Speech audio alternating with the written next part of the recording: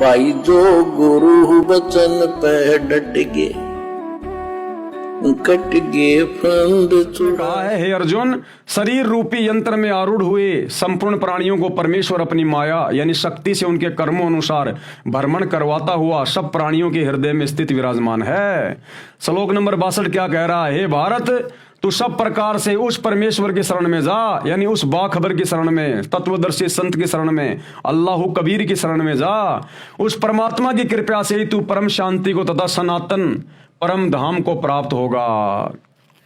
यानी सनातन पंथ की मान्यता है, काल के लोक की मान्यता है, वेदों के अनुसार साधना करने वालों की मान्यता है कि भैया जब तक यहां रहेंगे जन्मते और मरते रहेंगे। और आदि सनातन पंथ यानी परमपिता परमेश्वर अल्लाह कबीर के पंथ की मान्यता है कि जब तक ये प्राणी सतगुरु की शरण में आकर सत भक्ति नहीं करेगा, एक कादिर अल्लाह की सच्ची इबादत नहीं करेगा, तब तक तो ये जन्मता और मरता रहेगा काल के लोक में। लेकिन जिस दिन ये उस बाखबर की शरण में आ जाएगा, तत्वदर्शी संत की शरण में आ जाएगा और उसके बताए अनुसार आजीवन मर्यादा में रहकर सच्ची इबादत पूजा पाठ करेगा, तो फिर इसका जन्म और मरण का झंझट समाप्त कर दिया जाएगा। फिर ये सदा सदा के लिए सातवें आसमान ओरिजिनल जन्नत सतलोक में खुदा के पास चला जाएगा। आदि सनातन पंथ को उस परमेश्वर यानी परम अक्षर ब्रह्म को सत्य पुरुष कहा जाता है। आदि सनातन पंथ में उस कादिर अल्लाह को परमेश्वर कहा जाता है, परम अक्षर ब्रह्म भी कहा जाता है, सत्य पुरुष भी कहा जाता है। सत्य पुरुष यानी सदा रहने वाला परमात्मा। सनातन परम धाम को अमरलोक सतलोक कहा जाता है। उस सतलोक में जाने के पश्चात साधक का जन्म मृत्यु का चक्कर सदा के लिए समाप्त हो जाता है। कौन सा सतलोक?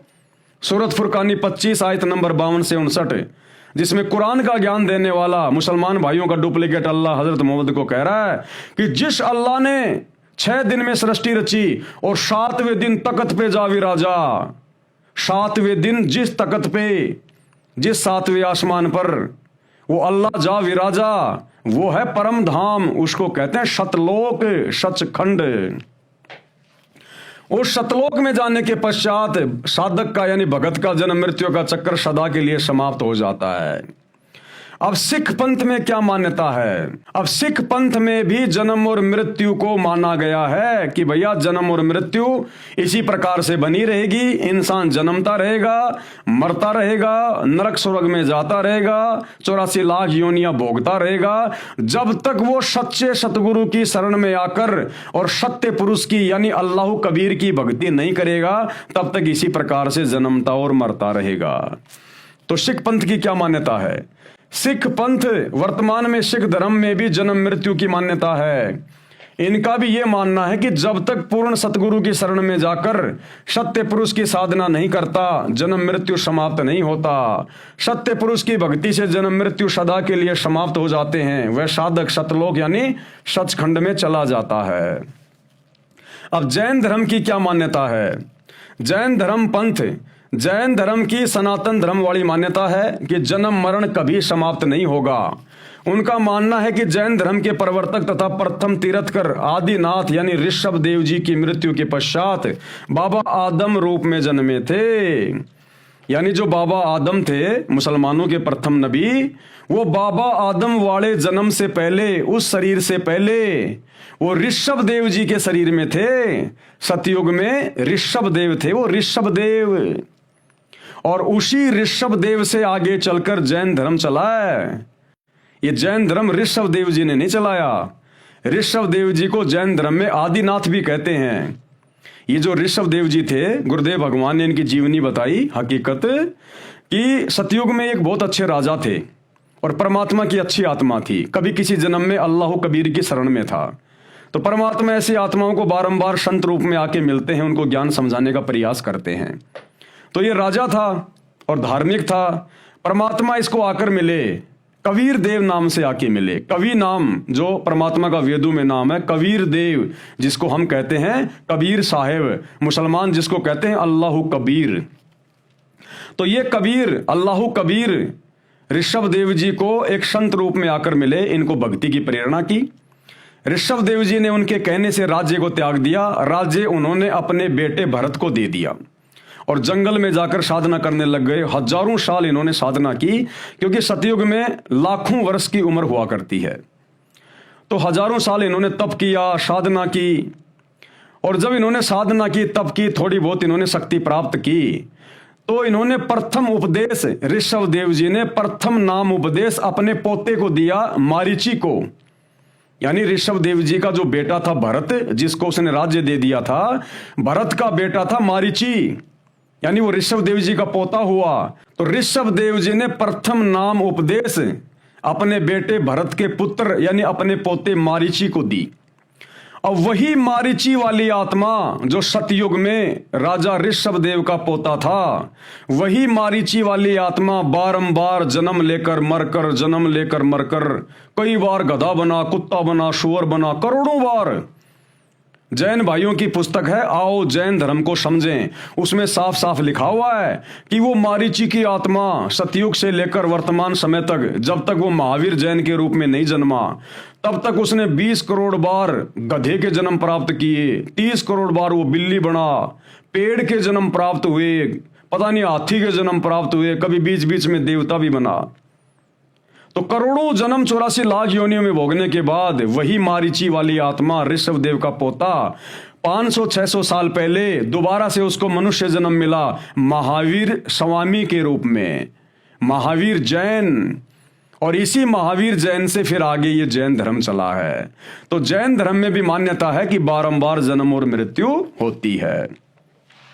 जैन धर्म की सनातन धर्म वाली मान्यता है कि जन्म मृत्यु कभी समाप्त नहीं होगा।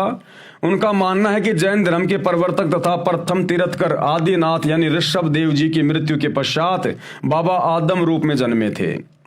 श्री ऋषभ देव जी के पोते यानी भरत के पुत्र श्री मारीची ने ऋषभ देव जी से दीक्षा ली थी। उसके पश्चात उस आत्मा के अनेकों मानव जन्म हुए, करोड़ों पशुओं यानी गधे घोड़े के जन्म हुए, अनेकों बार वृक्ष के जन्म हुए। वही आत्मा 24वें तीर्थकर जैन धर्म के हुए। वही ऋषभ देव के पोते मारीची वाली आत्मा करोड़ों जन्म जानवरों के भोगने के बाद फिर अंत में अब 500-600 साल पहले महावीर स्वामी के रूप में जन्मा, जो आगे चलकर जैन धर्म का 24वां तीर्थकर कहलाया। तो जैन धर्म में भी जन्म और मृत्यु की व्यवस्था है। सूक्ष्म वेद में प्रमाण है कि श्री नानक देव जी सिख धर्म के प्रवर्तक वाली आत्मा सतयुग में राजा अमरीश रूप में जन्मी थी तथा त्रेता युग में राजा जनक रूप में जन्मी थी और कलयुग में श्री नानक जी के रूप में जन्मी थी। सिख धर्म में जो श्री नानक जी थे, तो सारे सिख भाइयों को पता है इस बात का कि वही नानक जी की आत्मा सतयुग में राजा अमरीश था, जो विष्णु जी का पुजारी था, बहुत धार्मिक था। फिर त्रेता युग में वही राजा अमरीश की आत्मा सीता जी के पिताजी के रूप में यानी श्री रामचंद्र जी के ससुर जी के रूप में राजा जनक के रूप में जन्मे, और राजा जनक भी बहुत अच्छे धार्मिक राजा हुए।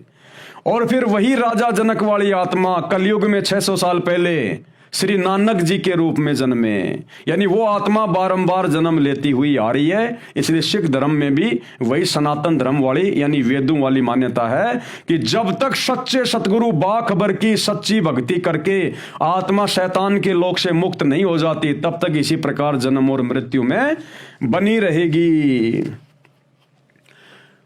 जब सतगुरु से दीक्षा लेकर सत्य पुरुष की भक्ति सतनाम का जाप करके की, तब जन्म मरण का चक्कर समाप्त हुआ नानक जी का। यानी नानक जी सिख धर्म के प्रवर्तक कबीर परमेश्वर जी, जो 650 साल पहले बनारस के काशी में कबीर दास नाम से आए हुए थे, 120 साल तक उन्होंने यहाँ रहकर लीला की, अपना ज्ञान समझाया, हिंदू मुसलमानों को उपदेश दिया, जिनके 64 लाख हिंदू मुसलमान शिष्य हुए। तो वो नानक जी के समकालीन थे। और कबीर जी बेई नदी पर, सुल्तानपुर के पास में जो बेई नदी है पश्चिमी पाकिस्तान में, जहां पर नानक जी अपनी बहन नानकी के यहाँ पर रहा करते थे, सुल्तानपुर के नवाब के यहाँ मोदी खाना में काम किया करते थे। तो नानक जी सुबह सुबह बेई नदी पर नहाने गए हुए थे। वहां पर उनको कबीर परमात्मा एक जिंदा बाबा के रूप में प्रकट होकर उनको मिले, उनको अपना ज्ञान समझाया, उनकी आत्मा को अपने 7वें आसमान पर सतलोक में लेकर गए, सब कुछ दिखाया। जैसे हजरत मोहम्मद जी को जब ये मक्का गए हुए थे हज के लिए, उस समय जिंदा बाबा के रूप में कबीर परमात्मा उनकी आत्मा को ऊपर लेकर गए थे सचखंड में और वापस नीचे छोड़ा था। इसी प्रकार नानक जी को भी लेकर गए, सारी व्यवस्था दिखाई, पूरी सृष्टि रचना समझाई कि किस प्रकार इस काल ने, इस शैतान ने जो डुप्लीकेट खुदा अल्लाह बन के बैठा हुआ, इसने तरह तरह के धर्म बनवा दिए, तुम आत्माओं को आपस में बांट दिया ताकि तुम्हारे को सच्चे खुदा की सच्ची इबादत का ज्ञान ना हो जाए और तुम इसके जाल से बाहर ना निकल जाओ। सब कुछ दिखाया, सचखंड दिखाया, फिर उनको नीचे छोड़ा। फिर नानक जी ने बहुत सारी वाणियां बोली जो आगे चलकर गुरु ग्रंथ साहिब के रूप में गुरु अंगद जी के द्वारा संग्रह की गई है। तो सिख धर्म में भी नानक जी की आत्मा ने फिर कबीर जी की सही भक्ति की, सच्ची इबादत की और उस आत्मा ने अपना कल्याण करवाया, जन्म मरण का रोग समाप्त करवाया। तब जन्म मरण का चक्कर समाप्त हुआ। पुराणों में जन्म मरण के और भी अनेकों प्रमाण मिलते हैं जो जन्म मृत्यु बार बार होना कहते हैं। इससे सिद्ध हुआ कि जन्म मरण का जो विधान मुसलमान बताते हैं वो निराधार है। इन सभी बातों से यह सिद्ध होता है कि मुसलमान धर्म के उलेमा, मुल्ला मौलवी जो जन्म और बार बार मृत्यु के बारे में बताते हैं कि यह कभी नहीं होता, केवल एक बार जन्मते हैं, फिर कब्रों में दफना दिए जाते हैं, फिर कयामत के दिन कब्रों से बाहर निकाले जाते हैं, फिर पृथ्वी नष्ट हो जाती है, अच्छे कर्म करने वाले जन्नत में जाते हैं, बुरे कर्म करने वाले जहन्नुम में जाते हैं और दोबारा से कायनात नहीं रची जाती, दोबारा से जन्म मृत्यु नहीं होता। तो आज गुरुदेव भगवान ने मुसलमान धर्म की पुस्तकों से तो दिखाया कि मुसलमान धर्म के उलेमाओं का, मुल्ला मौलवियों का ये कथन बिल्कुल गलत है। उनकी खुद की आसमानी पुस्तकें उनके सिद्धांतों को खंडित कर रही हैं और साथ में अन्य धर्मों की पुस्तकों से भी साबित कर दिया कि जब तक हम इस शैतान के लोक में रहेंगे, 21 ब्रह्मांड में रहेंगे, तब तक जन्म मृत्यु और 84 लाख योनियों का कष्ट और ये स्वर्ग और नरक इसी प्रकार से बने रहेंगे। इससे सिद्ध हुआ कि जन्म मरण का जो विधान मुसलमान बताते हैं वो निराधार है। उनके पवित्र ग्रंथ भी उनकी बात को गलत सिद्ध कर रहे हैं, यानी कुरान शरीफ भी मुसलमान उलेमाओं की बातों को गलत साबित कर रही है।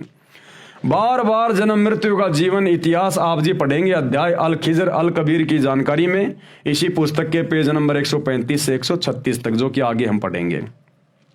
उसके बाद भाई और बहनों, कल रात्रि हम जहां से शुरू करेंगे परले, महापरले तथा दिव्य महापरले की जानकारी। यानी मुसलमान धर्म के उलेमा तो केवल एक ही चीज जानते हैं, कयामत कयामत।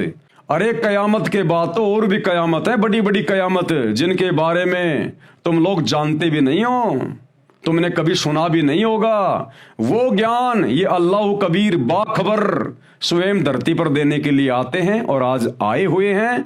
अति शीघ्र सतगुरु रामपाल जी के सत्संग सुनना शुरू कर दीजिएगा और भाई अपने आत्म कल्याण करवा लो, अन्यथा ये शैतान इसी प्रकार से चक्कर में घुमाता रहेगा, जन्म और मृत्यु के चक्कर में, 84 लाख योनियों में गद्दे कुत्ते के शरीरों के चक्कर में।